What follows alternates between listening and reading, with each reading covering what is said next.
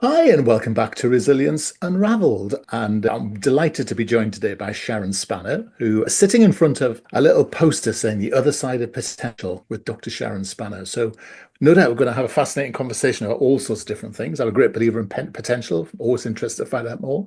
But let's first of all welcome you and say, hi, how are you? I am great today, Russell, and thank you so much for having me on board. I'm excited to have this conversation. Absolute pleasure. And where in the world are you? I am right now in a town called Heathrow, right Oh, outside of Orlando, Florida. I'm about 30 minutes north of downtown Orlando.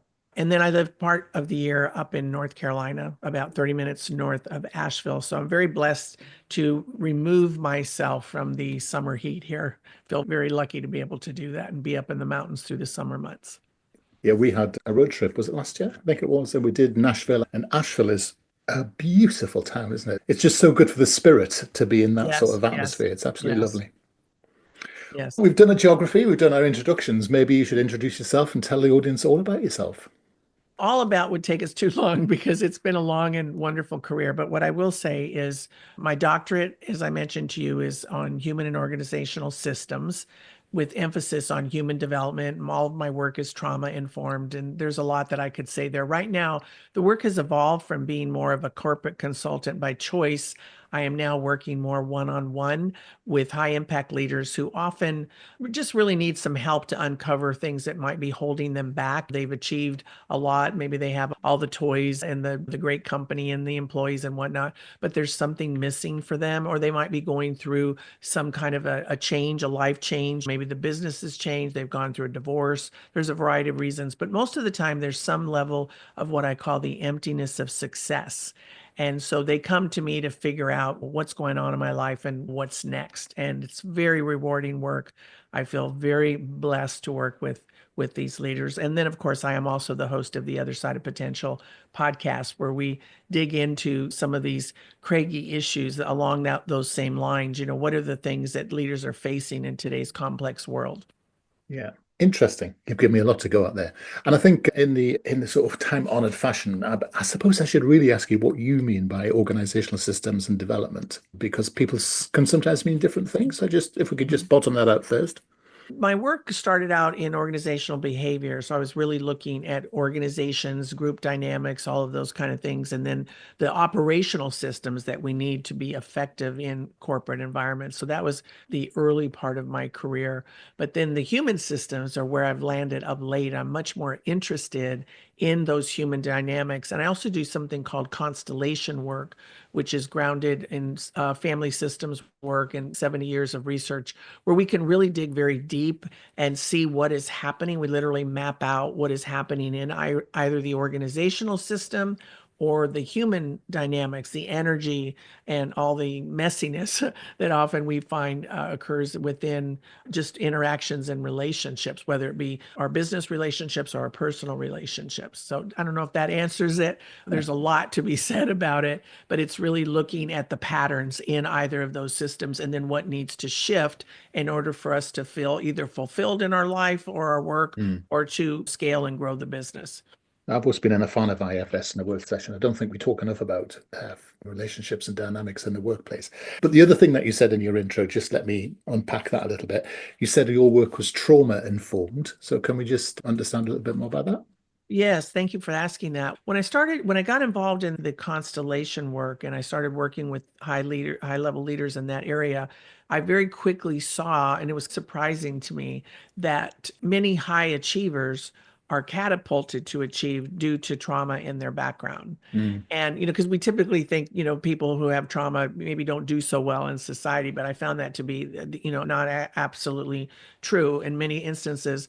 And so I knew immediately, like, I need to know more about this. So I have, gosh, I've lost track, several certifications. I'm not a licensed psychologist. That was not something I ever wanted to do because I want really to help people move forward. But we do look backward. We look at the genealogy of the family. We look backward, as I like to say to my clients, just long enough to understand and make meaning from it, because that's what developmental growth is all about, is how we make meaning of the things that have happened in our lives. So we look back, but we don't stare at the page too long, is what I like to say. And so I have several ways that we do that. And so I have a lot of training and development myself in the context of trauma, but I don't deal with complex trauma. Most of my, again, they're high achievers. They're people who have enjoyed a lot of success, but it's not often until they hit a wall, whatever that wall is, that they realize something else is going on. And then when they come to me, we unravel that. I can give an example. For instance, I had a gentleman I was working with for over a year that had issues with anger, not on every element, but with a specific business colleague in his life that was causing him some concern. And then when we got into the deeper work, we realized very quickly that the anger was linked to embarrassment. And that embarrassment came from being immigrated to the United States at a very young age and not knowing the language, not eating the right food, and kids making fun of him. So he was carrying this internal anger as a young boy. And then if he was embarrassed or insulted by this particular individual in a meeting, he would, react to that.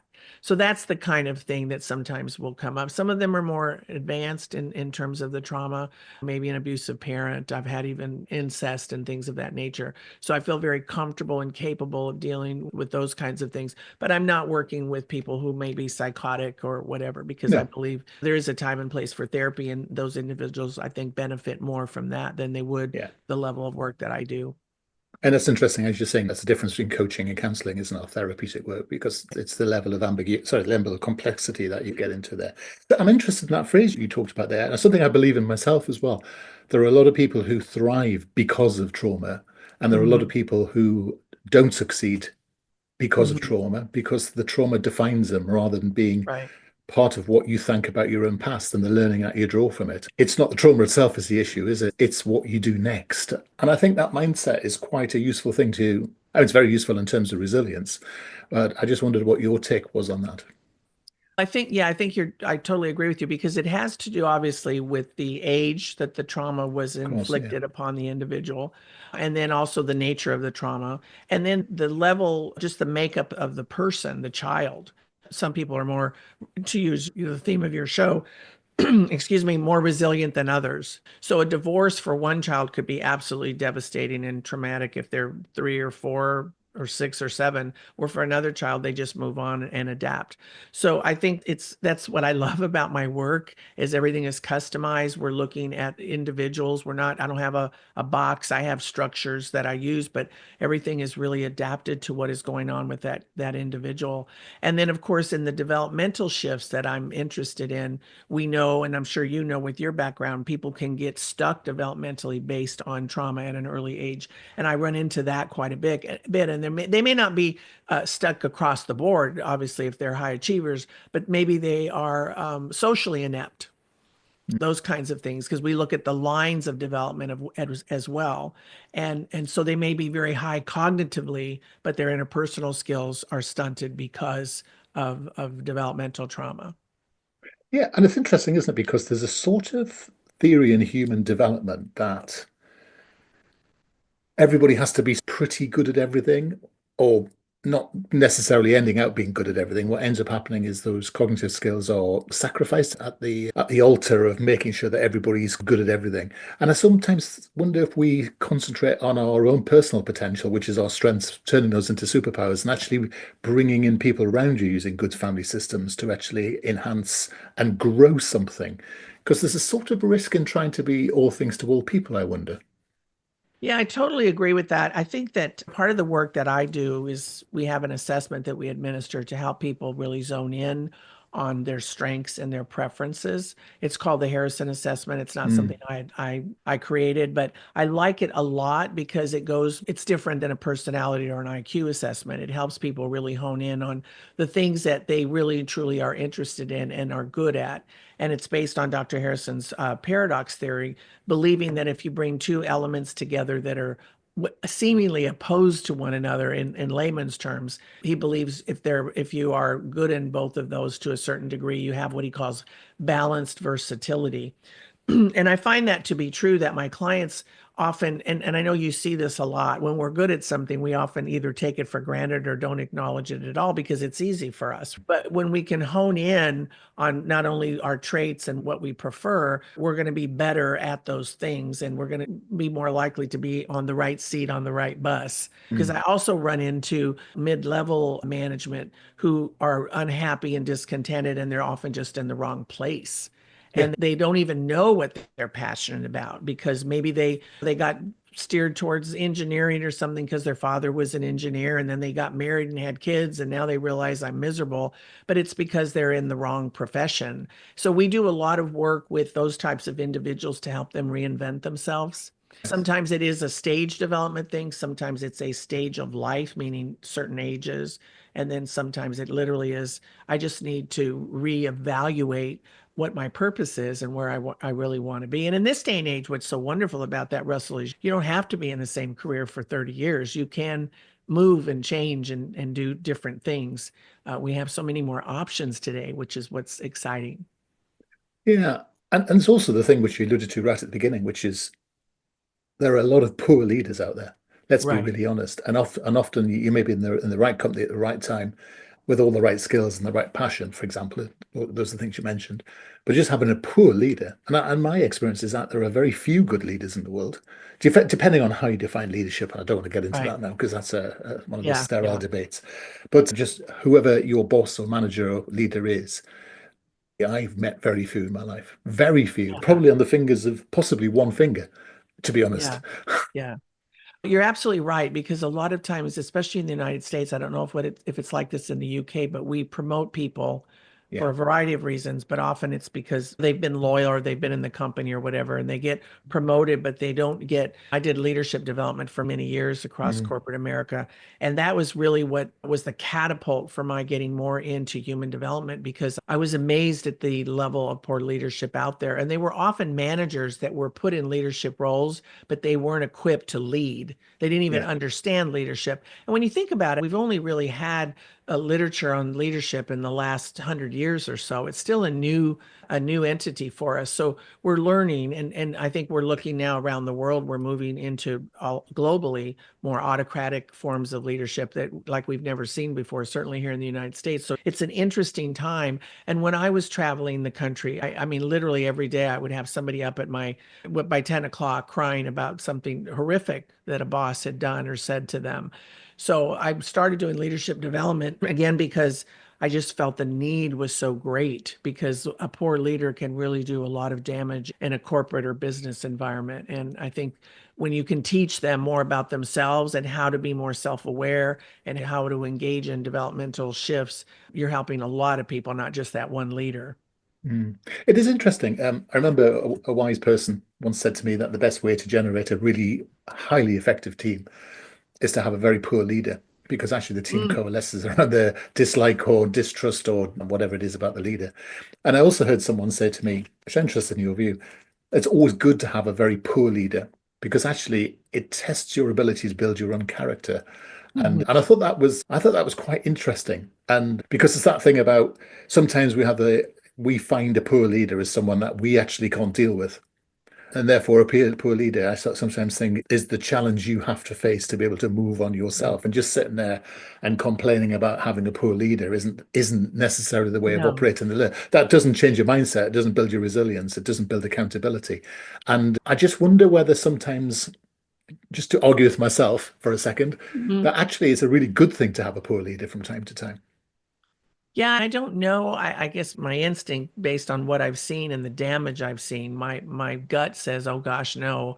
But because I think a good leader can also pull a team together in very powerful and effective ways. I've seen that happen a lot when people really know how to lead. But I think for me, it's all about raising consciousness and self-awareness about who I am, no matter what my role is in the corporate environment or the personal systems in which I engage.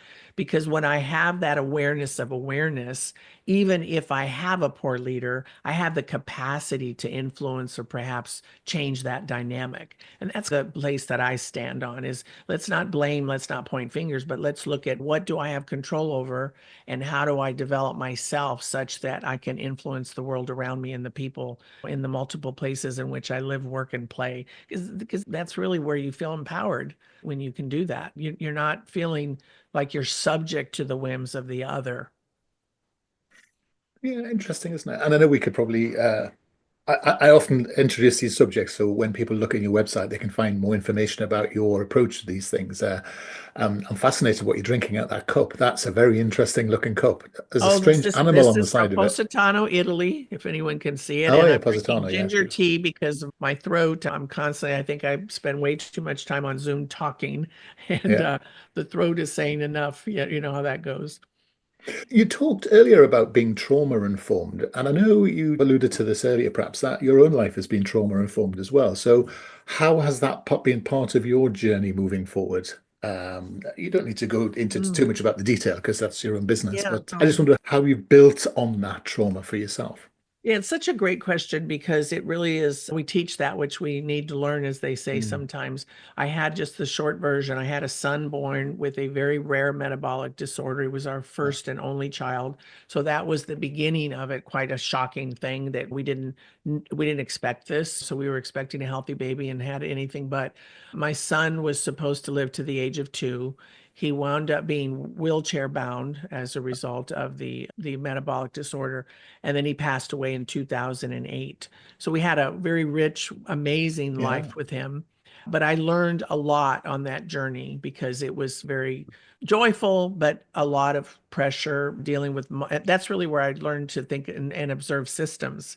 I was a solid advocate for many years for people with disabilities around the country and was able to go in and out of multiple complex systems at governmental and educational levels and saw the challenges of what people had to deal with. And it really informed my ability to go in and out of corporate, later when I became a consultant. And then certainly the trauma of losing my son and going through that whole Mhm. grieving process. And I have certifications in something called integral coaching. I never set out to be a coach. I got a PhD, and then I mean everything evolved as a result of my trying to make meaning from the experience of my son. And the resiliency comes from moving through all of that grief and what I had to do really to learn to just keep him going and give him the quality of life. My husband and I both worked very hard to give him a very meaningful life.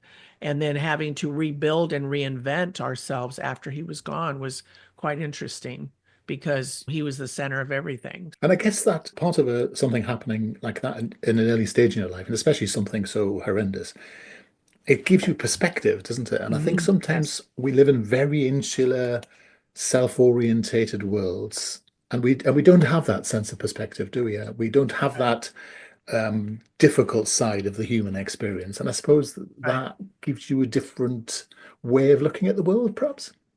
It's given me tremendous insight and empathy and ability to see when someone is hurting, even if they haven't told me the story yet. And I can tell you when I was on the road again speaking, I spoke many years in about 152 cities a year. And Mm, when I was doing leadership development, I was in and out of all these companies. And one day I had a woman in Memphis, I'll never forget, who came up on the break and told me that her 2 sons were murdered in her living room. And she later found out that it was her best friend's boys who had killed her boys, her best friend's son, because they were trying to get them in a gang and her boys refused to be in the gang. And there was a lot more to the story, but I never forgot that woman because for years, and I still teach it, is we go into an office setting and we hold a grudge against somebody because maybe they were 10 minutes late for a meeting or they mm. disagreed with us in a meeting. And I thought about that woman who got up a week after burying her 2 boys and went back to work. And we don't know what people are bringing to work every day. No. We don't know about their marriage issues or their teen who might be on drugs or their mother that's dying of cancer. And people are coming in every day because they have to, and they're carrying these heavy burdens. And I hear about these burdens every day in my work with clients. So I have great empathy and compassion, but I don't know that I would have had the depth of it had I not been through my own level of trauma and had to make meaning from it and do the work to develop and grow to the next stages myself. I think that's really insightful.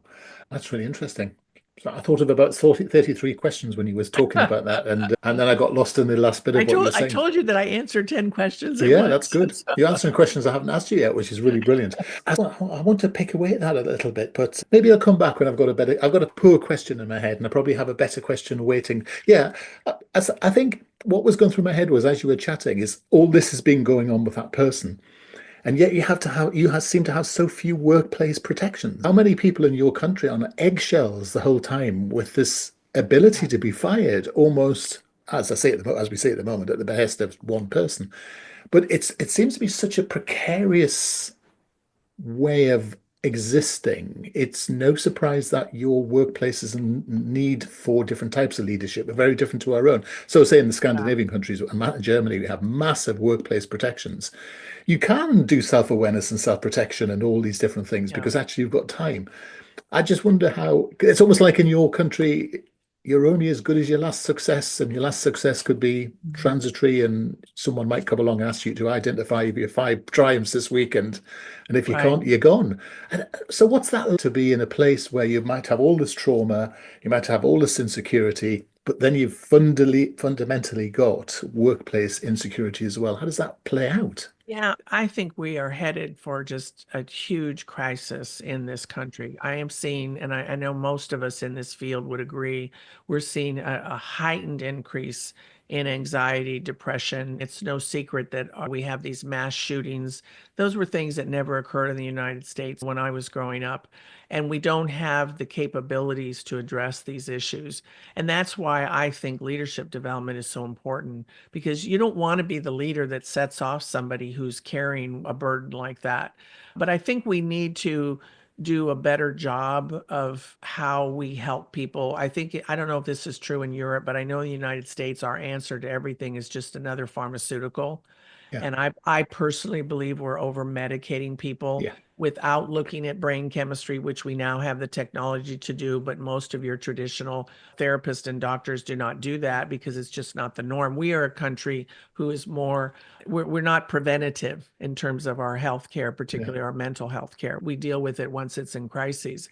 And I think until we have a shift in that, we are going to continue to see more mass shootings, and we're going to continue to see not only the breakdown of our employees across the country in these corporate environments, but of the family structure.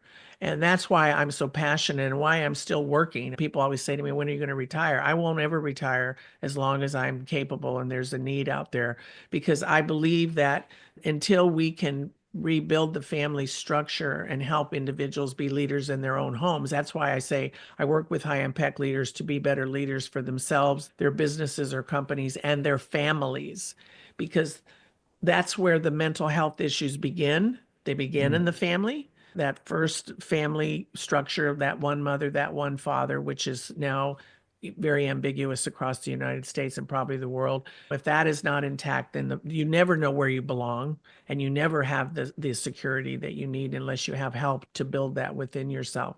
So I think it's a big question, and I know I'm going in a lot of directions with you, but it is of great concern to me in this country because we don't have the workplace protections, and we don't have, more and more companies are offering therapeutic measures and things of that nature, but we have a long way to go, I think, before we really help our workforce be as healthy as it can be. Mm. And you seem to have on one side of the political divide pharma, which is big Mhm. pharma, such as medication. And now you Right, seem to have on the other side of the aisle huge numbers of uninformed people who are selling supplements and such, which are right. creating their own problems. And it seems to be what's missing in this world is that sort of objective advice that people can depend on, a source like the sort of true north. And for me, leadership is part of that process, isn't it? It's not buying into fads and such like. It is actually about having a degree of surety and consistency in the world so people know where they stand and know where they stand with you. And I think, maybe I'm conflating two different ideas and for the sake of effect, but I wonder if we think enough about those things. Leadership's become very famous. How many fads have you listened to over the course of the last 30 years in leadership from one thing to another? They're all the same, Right. and nothing's really about leadership in a way. It's all about how you are as a leader, and you forget that you're not a leader, and yes, you're interacting with other people. Yeah, I think it's called Right. the vampire leader, isn't it? Just going Yeah. on leadership development, and all you ever do is talk about yourself, and you're pointless without someone around you. That's why I like your idea. It's a very African idea. This idea of putting the family at the sort of the conundrum as well. But look, I've been sitting looking at you now for 30 minutes, and you've got a sign next to you which is driving me nuts. And it says the other side of potential. And I really must ask you about that. I talk a lot about potential. And so Yeah. I'm very Yeah. interested in talking about, I'm assuming the potential is this is about where you've reached it and you've gone after it. So you must just, Yeah. would you mind Yeah. unpacking what you mean by the other I potential? don't have it's the podcast name, and I apologize Ah, that I don't know the exact descriptor that we use, but basically what we're looking at is success, the complexity that leaders go through when they're, yeah, as I said, I think I said earlier, how are you running your business, scaling your business, running your life? It's more than just the success factors as we typically think of them. The other side of potential to me is being fulfilled and having a meaningful life, right. a more robust life, no matter the circumstances that you're in. So we're looking at radical abundance and how do really successful leaders engage in that other side of potential besides the toys, the houses, the cars, the money. What is it that causes them to be fulfilled and have a prosperous sense of radical abundance, as I like to refer to it? Yes. I love talking to Americans because there seems to be a thing in the linguistics recently that pick a word and you put the word radical in front of it. Radical abundance, that's a new one. I Yeah. love that. But you talked about something quite symbolic, and maybe that's part of what you're saying earlier. You talk about, we've had a guest on here before talking about the emptiness of success, and you Mhm. made reference to that earlier. I wonder if you could explode that a little bit for us. Yeah, it's something that I started to see pre-COVID because we have so many people rising into the millionaire plus category as a result of digital marketing and the opportunity on the internet. And I know other countries are engaging in it as well, but I think it's really prevalent here, almost like a fever for a while. Mm, And what I was seeing, because I was in the mix of a lot of these digital marketers and coaching many of them, was they rose up and they don't go through the typical mm. ladder of success like people do in corporate. It's I start this thing, I work very hard, I build a team, and then boom, I'm making all this money. But their lives were imploding. Yes. They were There's having no marriage maturity, is there, problems. to handle it? Yeah, and because there's no get rich quick on the internet. It requires an incredible amount of work. So they Yeah. were working nonstop, and then their kids are having problems and their marriages were imploding. And that's when I started to think about there's an emptiness to this success because even though they were acquiring and achieving all the accolades and the money and whatnot, they weren't happy. And I had seen that in corporate throughout my career. It's nothing new. To me, then that's that place where we can dive deeper and figure out what is pushing you, what is driving you. Mm, Often it is some level of trauma in the background, trying to prove themselves to somebody in the family history or whatnot. And then what can we do so that you can leave what I call a more integrated life? I don't believe there is such a thing as work-life balance, but I believe we can have a more integrated life that will give us a greater sense of purpose and focus and meaning, but still allow us to have time for the people we love and do the things we want to be doing. mm. Interesting. Yeah, I wonder if that rapid onset of success is just a modern thing. We've never, because actually the sort of paradigm of the world is that you can be success. It's possible to be richer at 20 than you can be at 60 or 70 now. Right, And it's almost as if you're excluded from that world at 60 and 70 because you just don't have right. the faculties to deal with that. Perhaps not in all cases, obviously, but I just wonder at that level. Or the desires. Yes, that's a good I point. was Yeah. in several high level masterminds, and because I had things that I also too wanted to do online, but I realized very quickly after I started to see this implosion, if you will, that I was not willing to sacrifice my life for that. You know, Yeah. there's no need at this stage of my career. I have a very nice life. And why? I don't have children to leave all of this to as it is. Yeah. So I really had to go, yeah, it's not as easy as it's made. The guys at the top of the food chain make it sound very easy, but it's not. Yeah. And I wasn't willing to sacrifice my marriage or my life It was to a gesture of intense sort of generosity. I'm very happy for you to adopt me, and then you can leave all your money to me. um, yeah. sorry. Well, I don't have a mansion, but I have a good life. We worked hard and we're comfortable. And I think maybe that's the difference. Say that first half of life is all about achievement and driving and getting the accolades and the titles and all of that.